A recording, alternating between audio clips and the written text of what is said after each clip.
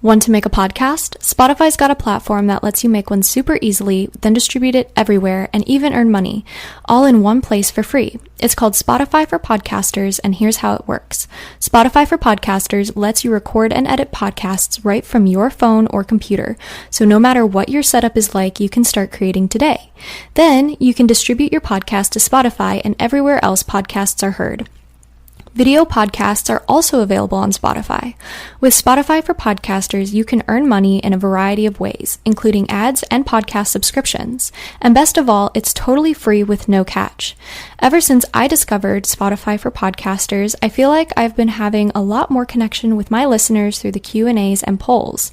I highly recommend you give it a try. Download the Spotify for Podcasters app or go to www.spotify.com/podcasters to get started.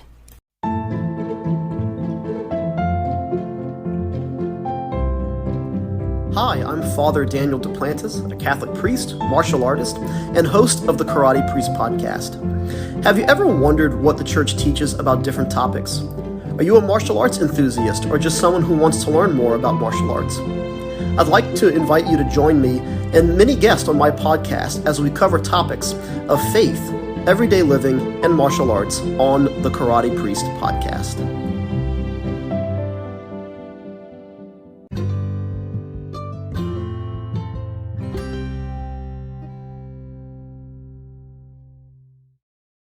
Hi, everybody. Welcome back to A Catholic's Perspective, the podcast all about being a young Catholic surviving in a secular world.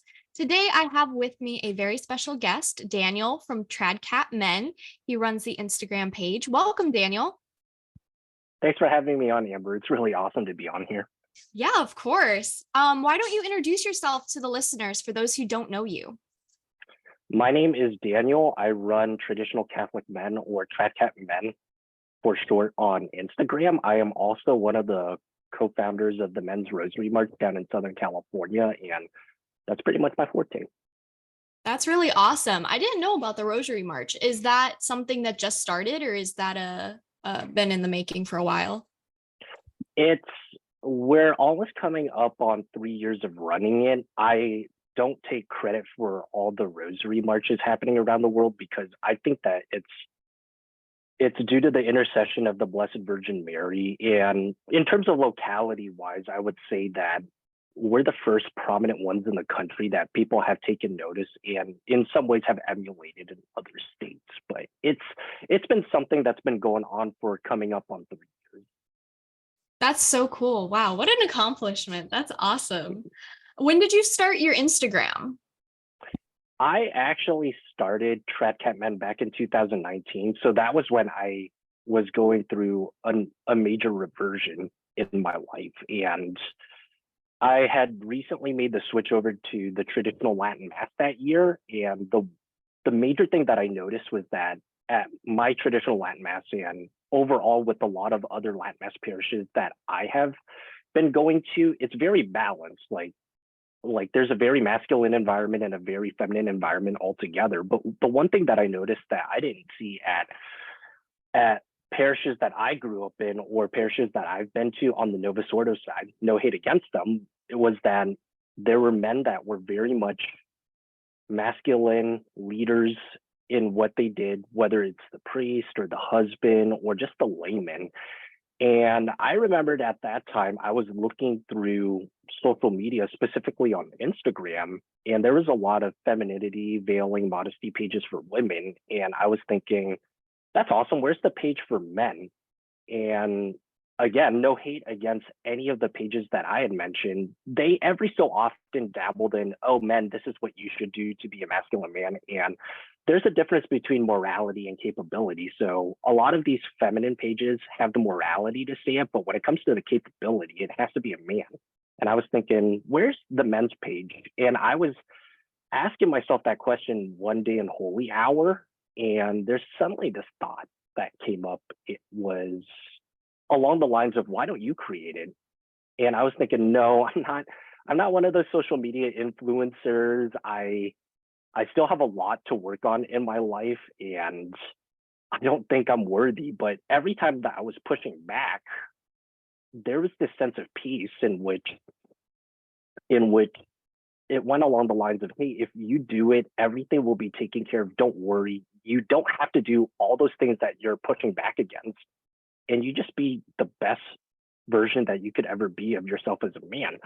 So then on the feast day of St. George, after Holy Hour, I just created Trad Cat Men. And by the end of the first week, I had over 1,000 followers and it kept climbing. Wow, that's fantastic. That story also reminds me of how I kind of started too. I think that's how, the authentic, I guess, social media Catholic influencers kind of start, where we're looking for something, we can't find it. So we want to become that for other people. And then we have this like tug on our heart, but we're like, I don't really want to be an influencer. That's a lot of work. It's not really my forte. And then God is just like, nope, you're going to do it. And then you do it. And it actually ends up helping a ton of people. And so that's absolutely fantastic. Thank you so much for starting that page. I think it'll really help, men, especially those who don't have a great role model today. There really aren't that many, I guess, pages or people to look up to today to actually know what it's like to have authentic masculinity. So I think that's going to be very helpful. So our topic today is basically what Catholic men look for in Catholic women. And I kind of wanted to just kickstart this off right away and just dive into what are some green flags when you're looking for a Catholic woman? If from a man's perspective, and keep in mind that this is also applicable to men if the situation was reversed around, is huge green flags for sure would be, okay, practicing Catholic, has a feminine side, so cooking, cleaning, being submissive, and also very, very much supportive. In addition to a big one here is also being good kids, because you see any of those big three ones, it's a good indication that, okay, she's good to go when it comes to wifey material. And I wouldn't have any qualms approaching a lady that exudes all three of those major traits. Right. And I think it's interesting, especially nowadays when, the toxic feminist movement has such a grasp on women, and the amount of like disgust that certain women have towards children just astonishes me. Like, how could you hate children? I mean, I get that sometimes they can be loud and noisy and things, and maybe you don't necessarily, I guess there's some women that had like poor upbringings and things. And so like having a child is like not ideal for them, what they want. They'd rather just stay single. But I mean, but usually those women don't hate children. I'm talking about the women who actually hate them. And it's crazy how many there actually are. And I'm just like, you realize that these are just little beings. Like, they're not aware yet, they're not little adults, they're kids. That's so crazy. Yeah. But I guess to piggyback off that one, what are some immediate red flags in a woman? It would be the polar opposite of what I just said. So if you're not a practicing Catholic, or you say things such as, I'm Catholic, but insert something that defies church teaching. If a lady openly says things such as, I hate cooking, I hate cleaning, I hate children, that's definitely an immediate red flag. And one thing that I also noticed on social media, and I'm sure you noticed it too, is that there's definitely women out there that have no problem emasculating their significant other or husband, depending on their status in life. And that would be an indication for me that, okay, if you have no problem emasculating your significant other, it means that it's probably hell on earth for the other guy that is in that relationship. So I would avoid them at all costs. Another one that I've experienced here and there is if a lady has a habit of playing hot and cold just for the hell of it, on top of, okay, if let's just say you're talking and you arrange for a date and he proceeds to, like stood the guy up, then that's a huge red flag right there. It doesn't mean that it's a deal breaker if there's certain aspects that come out, but the lady is showing that he wants to improve on that. But it's a definite avoid at all cost if they're defiant about it and they show little to no change whatsoever. Yeah, I remember being in what you said about women demasculating the men. I was a part of a lot of groups growing up. I was homeschooled. And so Yeah. growing up, I was a part of groups, and there were a bunch of like stay-at-home moms. We had like 4 or 5 different groups. We kind of jumped around, but Mhm. a common theme in almost all of them was that the stay-at-home moms, the women, would just bash their husbands, Mhm. just like, oh, he doesn't do this and he can't do that and he's stupid and da da da da da. And I remember that growing up, and my mom never bought into that. She in fact would tell people off because of it, and they're like, well, she would tell them like, you're lucky to even be here right now. Otherwise, you would be working a 9 to 5 if your husband wasn't working so hard, because these women, they would be able to go out with their girlfriends and have tea and go on, fun dates, play dates and stuff with their kids and things, while their husbands are slaving away at work trying to, make ends meet so that the women can do that. And unfortunately, nowadays, a lot of men don't want to do that because, at least in my experience, that um, a lot of men who aren't traditional Catholics, they want the woman to work because of the fact they don't want her to just be at home doing nothing all day. And I think it comes down to, well, why would you marry somebody who's lazy? That's the thing. If a woman is truly a homemaker, if she's truly somebody worth marrying, she will take care of your home. She will make a house a home. She will make food into meals. And why would you marry somebody who doesn't do that? I mean, we all have Mhm. off days. She's going to be sick. She's going to have off days. But for the most part, why would you marry somebody who's not willing to put in the same amount of effort at home as you are willing to put in at work? And so we always kind of had that understanding that the the woman at home was very important, but the husband being able to protect and provide for the family was also very important. And same thing for women. Like, why would you marry a man who's lazy, who doesn't want to protect Mhm. and provide it, for you? And that's always just something I've thought about. I'm like, we have a choice in who we marry and who we date. Why would we Mhm. make a poor choice in that? Because it's not fair to our children Right. to marry somebody like that. So it's just Yep. very interesting to me. But I guess getting back on topic, um, how much do looks play a role in dating and finding a significant other? I would say that your mileage may vary at the end of the day, because I've seen guys that are total handsome studs be with a woman that, when you look at her, she wouldn't catch your attention. And I've definitely seen women that look like a model straight out of Evie magazine go after a guy that is on the frumpy side of things. So it really boils down to personal preference when it comes to a guy. Like for me, I certainly would look for a woman that takes care of herself and is very feminine and takes care of herself, essentially. I wouldn't go after a woman that does not care about her appearance, doesn't like put forth any sort of effort to put on makeup or like dress feminine whatsoever. But it's one of those things where your mileage may vary at the end of the day.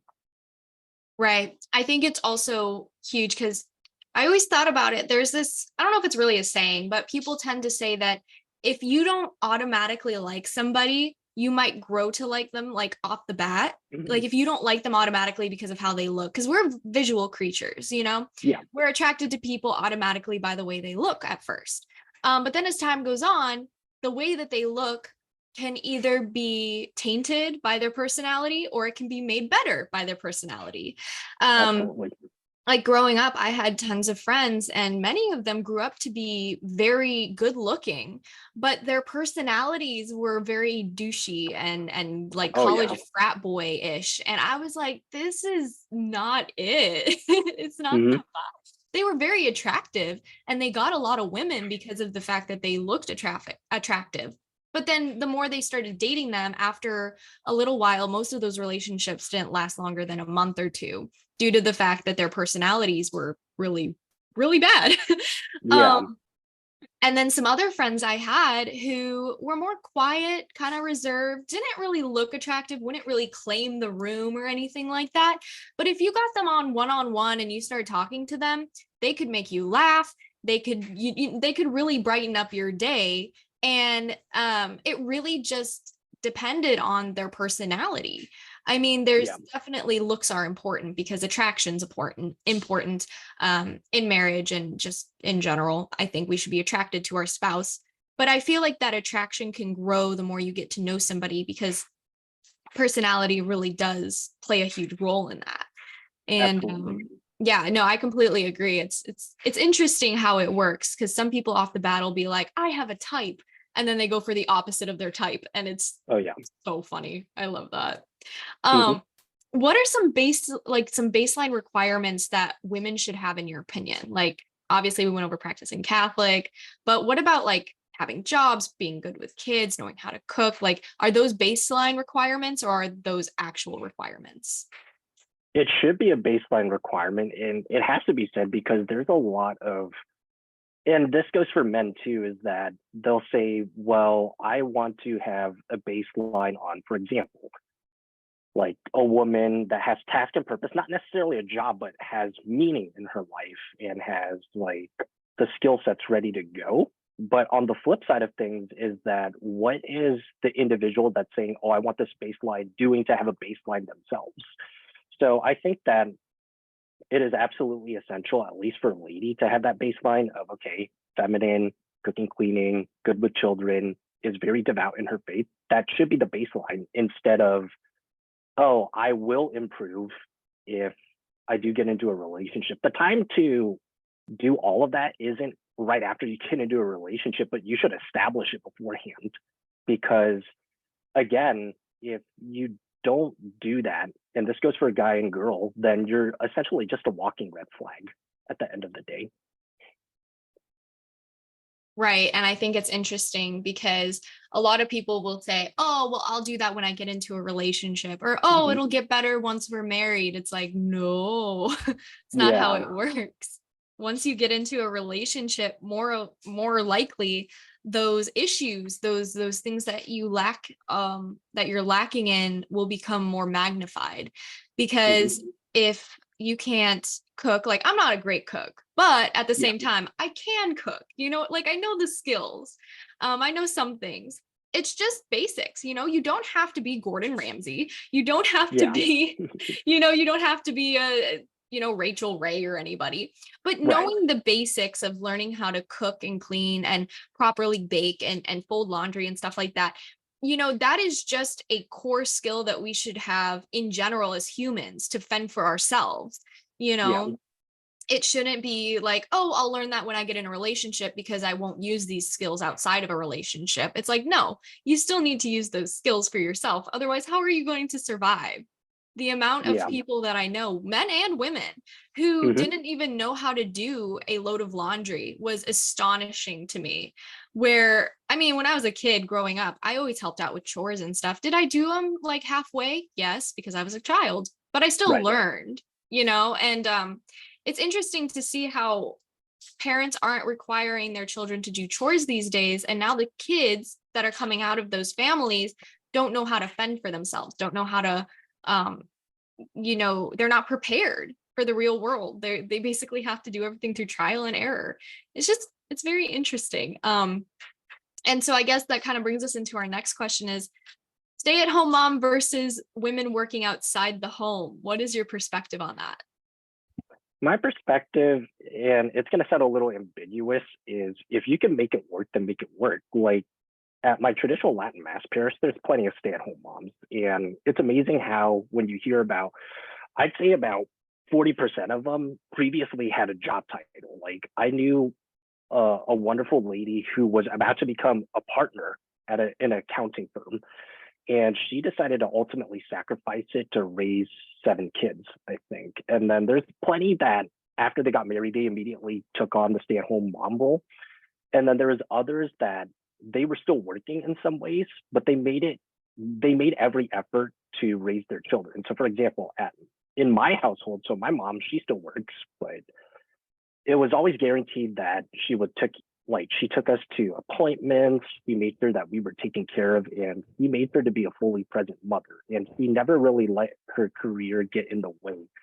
And the only reason why that was able to work out was because she worked at home. So there's plenty of like feminine Catholic influencers that I've come across where they have like a side hustle while they're still raising like 5, 6 kids at home, and they're making it work.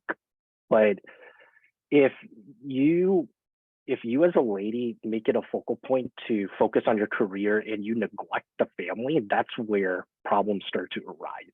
And I think that when you reach that point as a woman, you have to ask yourself the hard questions like, am I able to balance this out? Am I able to make it work? Am I able to raise my kids and keep a nice household at home? If you foresee yourself hiring babysitters or always sending the kids to the grandparents or to your in-laws, etc., then that's when you have to be like, all right, I may just have to bite the bullet and sacrifice what I perceive to be a dream and focus on what is essential, which is having a wonderful home and having a good environment for the children and raising my children. Right. And I think it's interesting too, because a lot of women are actually happier at home, once they have children.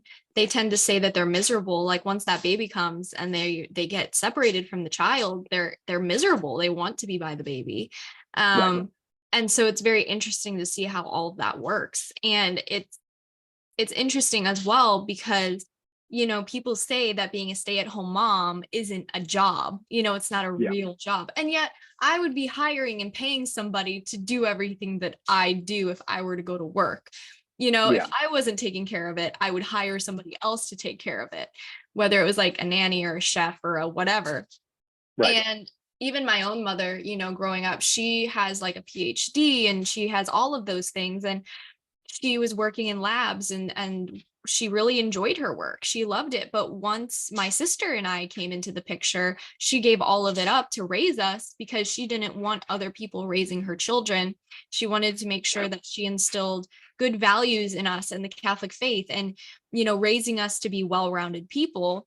And she didn't trust anybody else to do that because honestly, that is the mother's role, and the father's role. But the mother's role is to shape people for society. And I think a big reason as to why we have so many problems, so many depressed people is because the school system, I'm going to be honest, really sucks, especially in Illinois. It's terrible. Oh, yeah. I don't know if it sucks where you're at, but it's bad here. And so kids are getting depressed earlier and earlier in childhood. I think the earliest age now is like 7 or 8 years old is the depression rate. I know tons of children who are struggling with anxiety because they're so young. They're so young and impressionable and they don't have a safe space. And then because they're around peers, groups of their own age, they don't learn how to interact with adults properly.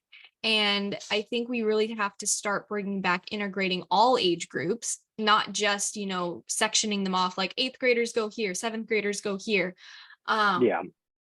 It's just I know this is off topic, but it's just something that I've noticed. And it's something that my mom definitely wanted my sister and I to avoid is all of the pressures from society at such a young age. And so she let us have a childhood, she would do little schoolings with us here and there, but it wasn't until we were probably like at least 4 or 5 that she actually started integrating more schooling into our lives because she wanted us to go outside and have fun and play with frogs. And she would teach us stuff, but that's why I'm a hands-on learner now.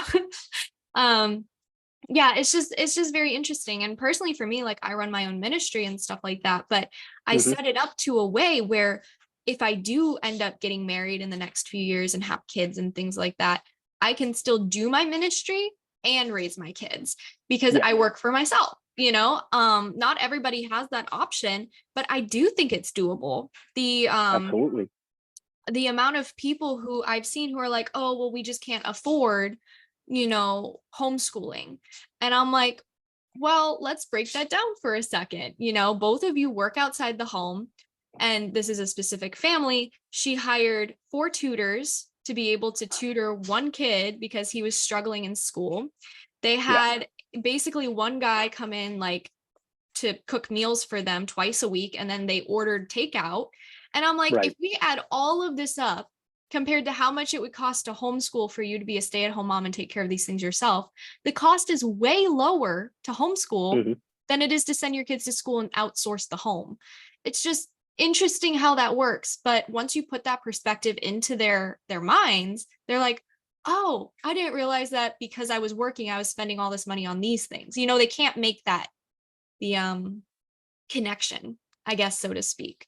But Yeah, go ahead. like I would say that the difference between someone that outsources everything that they're meant to do and compared to a family that is hands-on and ever present in their children, it's night and day. So without trying to smear the previous parish that I was at before switching over to the Latin Mass, a lot of the families, because they were working outside, they would do what you just said in terms of hiring or sending their kids off to the in-laws or even getting a babysitter. And whenever they're at home, and again, when you have children that are naturally children, which is like they get rowdy a lot of times, okay, the immediate solution to that is give them technology, which I don't think is a very good thing. If you're giving your kid at like 5 years old an iPad or an iPhone in some cases, it takes away the natural inclination to want to learn and be outside, because now they're glued to,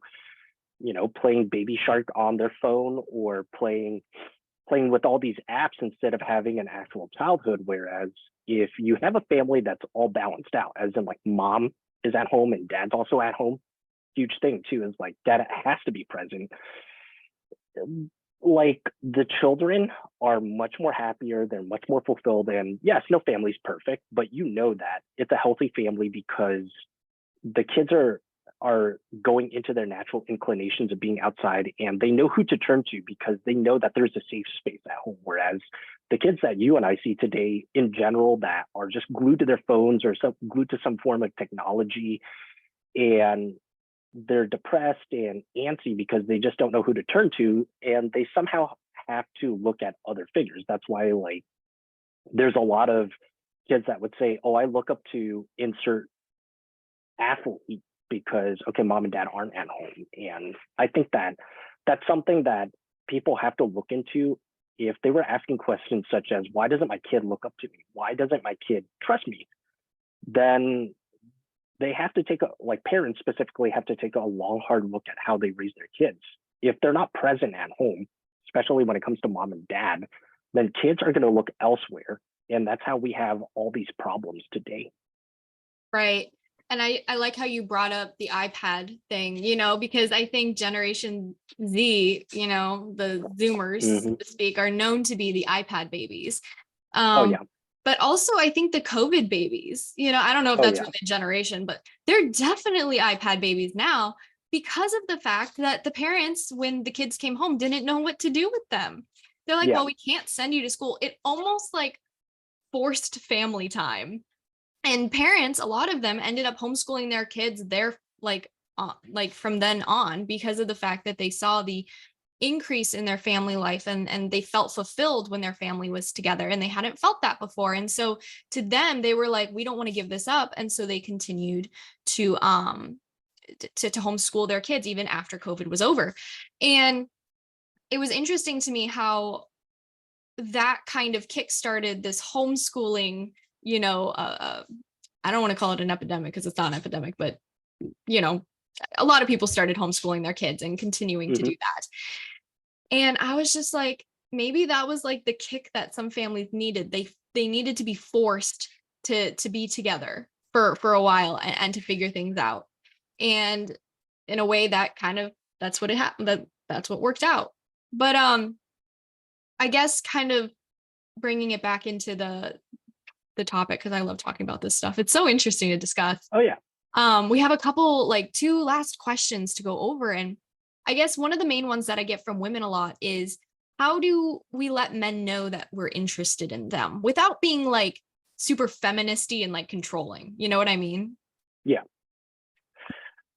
Well, from a man's perspective, we're not creatures of intuition. I will say that because there's a lot of times where in previous relationships or previous experiences where a woman would later say things like, oh, I saw you more than just a friend, or, well, I was giving hints. Well, first off, again, I wouldn't get a hint, and I wouldn't have the intuition to know that you're interested. So on the guy side, all I would do is like, if I see like a very attractive woman, I would just go up and be like, hi, how's it going? I'm Daniel. And start the conversation from there. If a lady is interested, then, well, on the feminine side, you could display in your body language. If I see like a lady that I'm talking to, her body language is facing away, or like she's feeling signs of distress, then it's like, okay, best to just end the conversation or keep it at a level of comfort. If you're genuinely interested in the guy, then show it. Don't just give hints, like hint, hint, wink, wink. But if you show that you're present, your body language is open, and that you're not playing hard to get, and just being open and feeling comfortable, then that's a sign that, okay, a level-headed man will see that and would want to be his masculine self by being super confident and eventually asking for the number and perhaps out on a coffee date. But if a girl tries to flip it around and be the first one to approach, yes, it validates our egos as guys, but at the same time, deep down behind the scenes, like, kind of feels weird if a girl were to ask me out and act super alpha, so to speak. And it actually is a turn off for us if we're not the ones that are doing the approaching and talking. But on the flip side of things, if you're playing hot and cold, or you're being passive aggressive, or your body language is showing that you're not interested, then at face value, a guy is not going to pursue you. And then it's amusing how every so often I get a message from a girl that's like, well, I was interested in him, but I was playing hard to get. Why didn't he like continue to persist? And I was like, well, okay, at face value, a level-headed man is going to see what you're displaying. And if it's obviously not of interest, then they're not going to pursue it. And I think that it's something that women have to see from that perspective, is that we don't get hints. If you are to push back, so to speak, or say things that are like, okay, I'm obviously not interested, then we're not going to pursue. Right. And I think it's interesting too, because the woman, I also think, shouldn't have to pursue the man. Yeah. That's not our place to begin with. And you could definitely, I feel like if you've been friends with a guy for a while or something, and you're just friends or something, you could just be like, hey, I actually really like you. Like, that's different. But if you're looking specifically for a partner and something, and you've never met them before type thing, maybe you've had a couple acquaintances, it's definitely the man's place to pursue the woman and to be more forward with her and be like, hey, I really like you. Would you like to go on a date with me?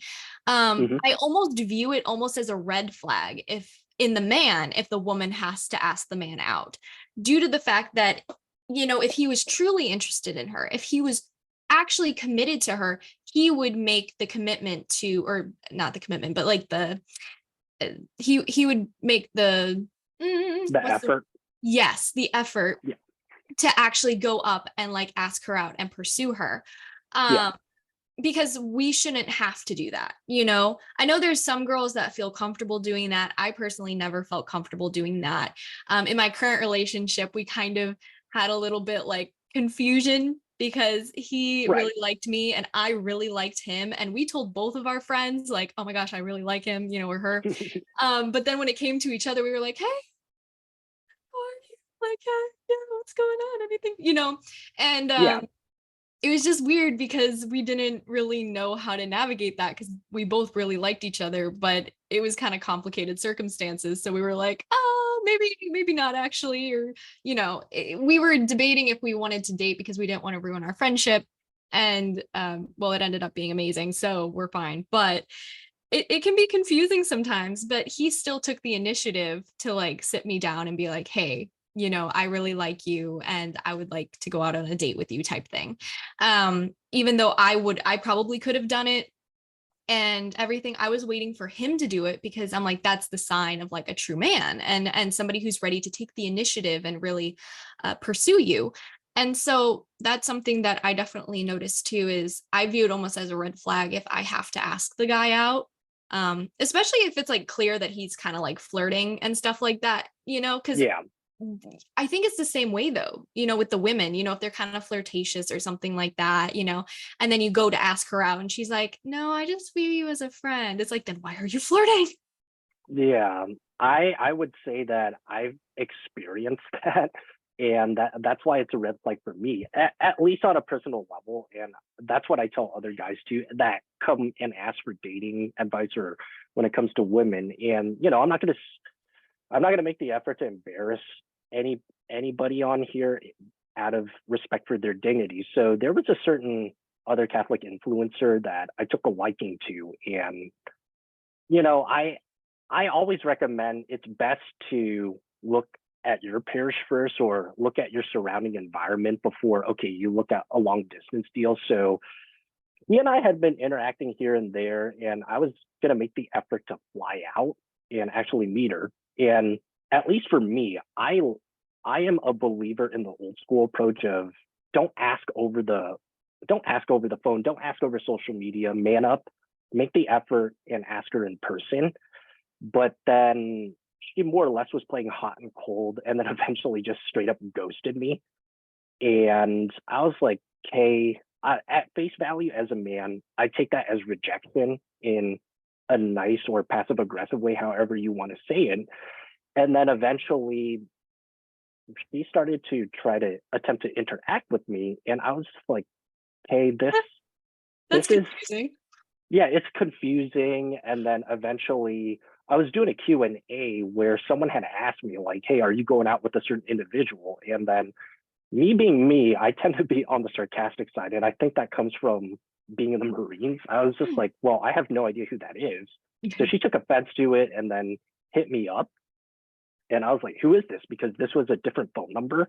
Okay. And when we got talking, she was just like, well, I think it's a huge misunderstanding, which is another red flag, by the way, is if someone, guy or girl, attempts to gaslight you, that's definitely a huge red flag and avoid at all costs.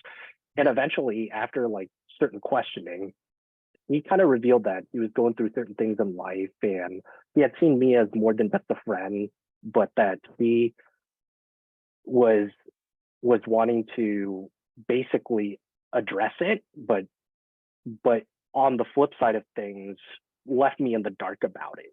And that to me, I took offense to it because I was just like, okay, why was I on the receiving end of this kind of treatment on top of, okay, now you're telling me that you were attempting to talk to me this whole time by giving all these hints. And to me, again, at face value, it's like, if you want to talk, you have my phone number, you have my social media, you could just reach out and be like, hey, can we talk? I know that certain things happen, but I know that we have to clear up the air.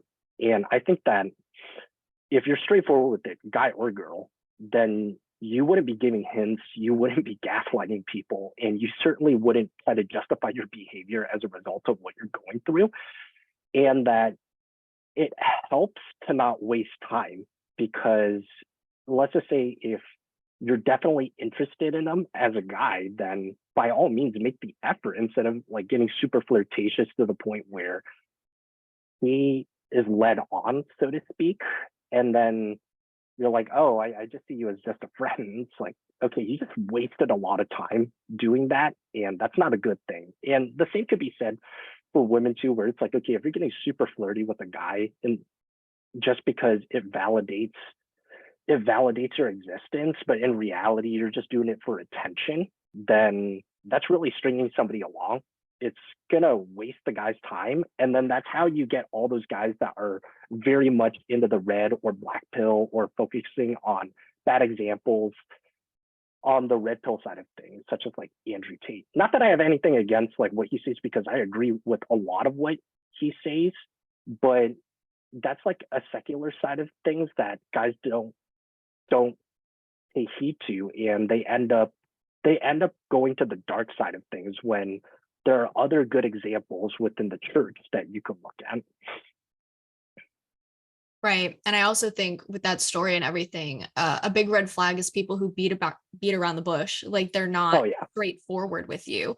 I mean, I would prefer somebody to be honest with me and be like, hey, I don't see it working out with you, but I still view you as a friend, versus being like super flirtatious on and off. And not just that, but I almost view it as a red flag if somebody cannot apologize for their behavior. If somebody Oh yeah. cannot take criticism and be like, hey, I'm so sorry. I actually messed up. I didn't mean for it to go that far. But it's, that is the sign of a true person if they can apologize, for men and women. Like Oh learning yeah. how to apologize properly is so, so important in any relationship, whether it's friendship or a relationship. And that's something that I really wanted in my partner, because, and that's what I have. And the thing though is like being able to do conflict and resolve is just, resolving conflict is just like so important, because otherwise there's just going to be fights left and right, and everybody's just going to argue with each other. But yeah, no, that's totally common these days too, is to get ghosted and stuff like that. And a lot of women will claim victim to that, but I honestly believe that a lot of women do it too. They'll flirt for fun because they're bored, and then the next thing you know, not saying this is that specific person, but just in general from what Hmm. I've seen, and then the next thing they know, they're in a situationship, so to speak, and now they're all of a sudden not wanting to be in it, so they ghost the person. And we've become very comfortable with playing with people's emotions because Oh it's yeah. online, you know, because we don't see the person in front of us. If I were to do that to somebody in person, like in front of me, I would probably be very uncomfortable. But because we can block people and hide behind a Hmm. screen and we never have to see them, we almost have this false sense of confidence to mess with people's emotions and lives. Yeah, that's a huge red flag is when you bring someone along. Like I've heard numerous stories, and again, it's happened with myself, but it's one of those you live and you learn situations. And I certainly don't look at women differently, even though this has happened a lot with me in my personal life. But if they say something along the lines of, well, I just want to, it literally means, oh, I just want to keep you on a leash, or, oh, hey, I just want to take the time so that we don't lose our friendship. That to me is a red flag, because it's like, okay, you're pretty much viewing me as an alternative. And I would take offense to that, because it's like, okay, so you more or less are implying that there's numerous men that are hovering over you, and that because of that, and because of the fact that you love the attention, you're just gonna basically keep me in the back in the event that, okay, if it doesn't work out with these other men, then okay, I'll focus my attention onto you. And that's a huge red flag right there. It also goes as far as for men too, where it's like, if you hear that it's best to avoid the guy at all costs too, but it goes both ways really nowadays. It really does. And I've noticed it these days, especially. I don't know, I feel like a lot of women, they can play victim, and Hmm. get away with it. Whereas guys are kind of put up on this pedestal to be like the perfect, be perfect in almost everything, don't show emotion, don't do this, ask the girl out, be this and be that. But then women also need to step up and be better, due to the fact that we, in a way, almost can control men, and society. If True. we shape up and we're like, we want to be treated right, and we won't accept anything but chivalry and respect and things like that, then men will have to shape up. If they want to have a wife, they'll have to be chivalrous, and they'll have to give her respect, and they'll have to do those things. And it's almost like this cycle where, when women are like, I want this, and they have standards, and they don't sleep with men, and they don't do all these things, men then all of a sudden have to shape up and become real men with authentic masculinity in Hmm. order to have a wife and kids one day. And it's just interesting to me how we do actually hold that power, and yet we still play the victims and like, oh no, I mean, there's definitely some situations where that is true, but it's just something I see in society all the time today. And I guess that kind of brings us to like our last question, which is kind of like an interesting one, I personally find. If you found what to seem to be like the perfect girl, but then she said one thing and that was a deal breaker for you, what was the one thing? I wouldn't say that it's a one thing, but it was just habits or just certain traits that he displayed. And and I would say again, what we had been talking about earlier with that certain individual, it was just the pattern of behavior that he displayed in terms of being hot and cold, and then saying things that implied that, oh, I'm just stringing you along, Mm, and and I don't want to lose insert like bad cop out excuse. So it's not, if it was one thing, it's certainly in a situation where if they were to say things such as I'm Catholic, but I'm not practicing or anything like that, nor do I want to make the effort to, I would just walk at that point. Maybe put up with it if he shows signs, but I would walk from that relationship. However, with the most recent situationship, if you want to call it that way, it was a pattern of behavior where I was like, okay, it's not worth it to stick around because he's showing signs that he's going to waste my time. right. No, for sure. I know for me, especially if it came to certain things, these days I've noticed that just because somebody calls themselves Catholic doesn't mean they believe in the Catholic doctrines or dogmas. And so Hmm. even though I find people who are Catholic or something, I still had to go through like, okay, well, are you pro-life? Are you, Yeah. anti-contraception? All those things. And the biggest one was that a lot of Catholic men were not pro-life. It literally Yeah. shocked me so much to find out that they would want to use contraception in marriage and all these things. And I'm like, are you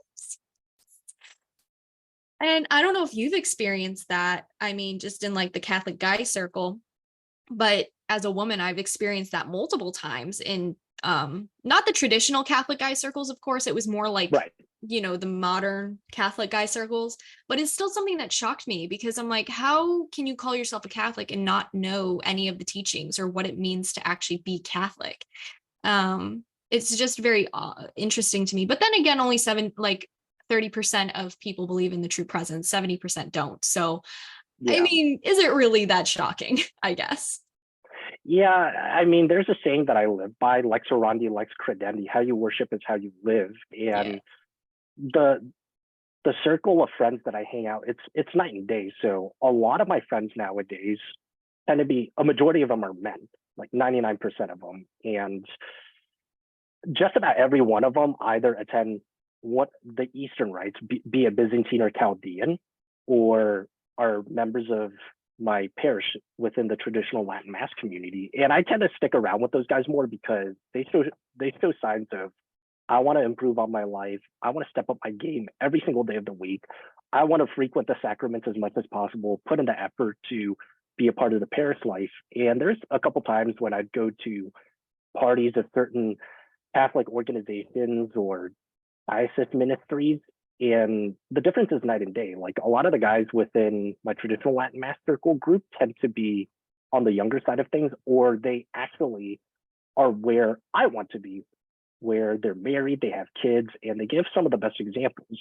And then I would go to what some people would call secular Catholic organizations or events where it feels as if the guys are deadbeats, because you have guys that are in young adult circles when they're really not supposed to be. And you're just like, what are you doing with your life, man?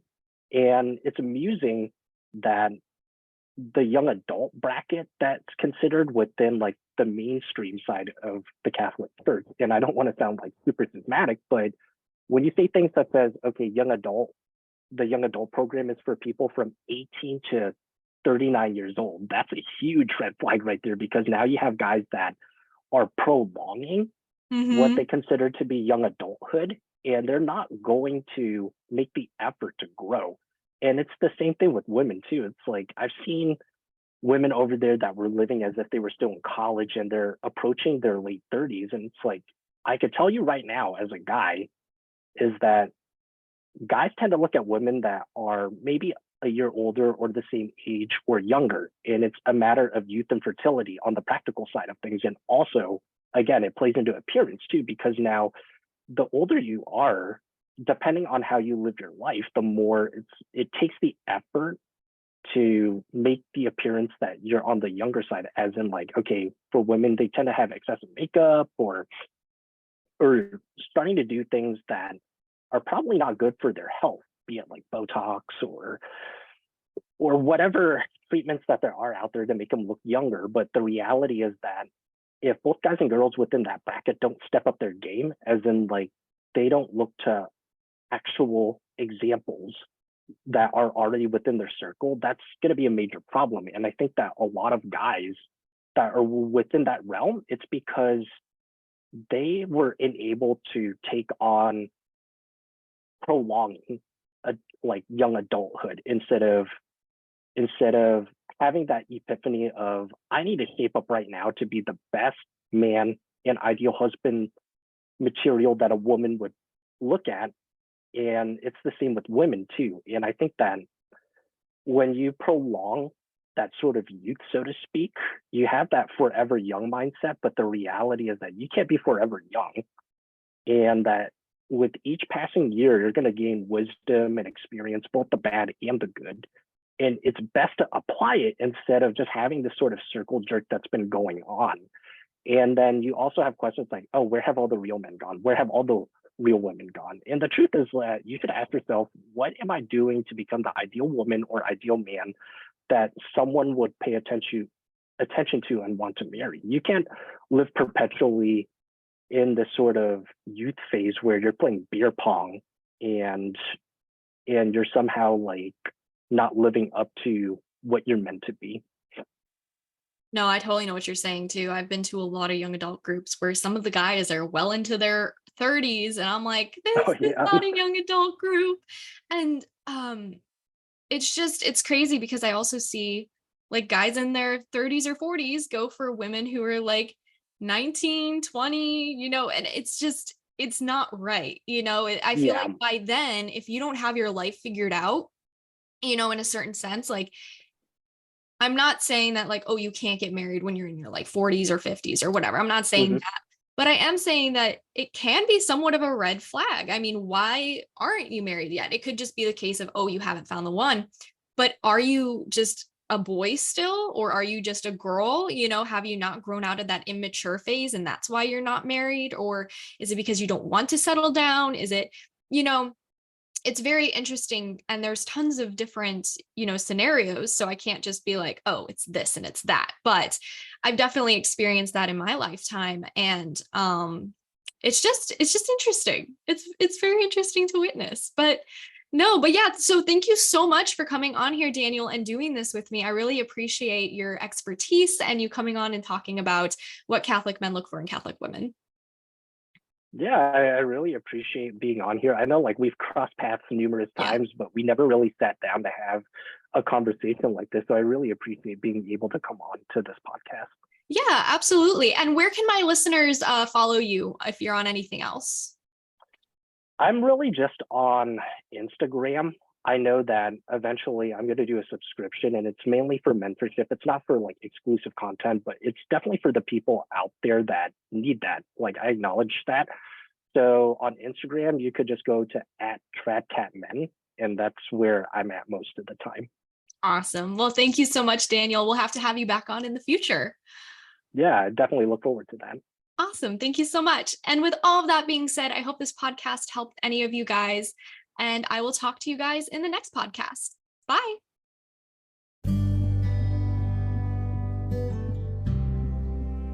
Thank you so much for listening to A Catholic's Perspective with me, The Religious Hippie. Make sure to visit my official website at thereligioushippie.com, and while you're there, be sure to sign up for my newsletter to keep up to date with my latest news and offerings. You can also find me on virtually any social media site as The Religious Hippie. Thanks for listening. 'Tis the season to shine with H&M. Discover the holiday collection and find fashionable pieces for your wardrobe or for under the tree.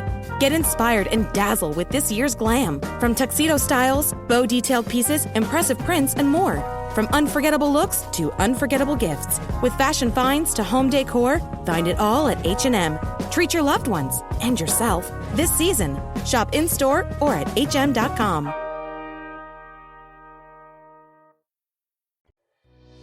Thank you for listening to this podcast. Please be sure to rate and review this episode. This podcast is produced by Todd Fisher and Anthony Smith and is distributed by Metacortex Publishing. This podcast is copyright. Any previously trademarked or copyright content is used by permission. Information and opinions stated in this podcast should not be construed as medical advice. Please be sure and visit the official website for MetaCortex Publishing at metacortexpublishing.com or find us on social media for other unique content.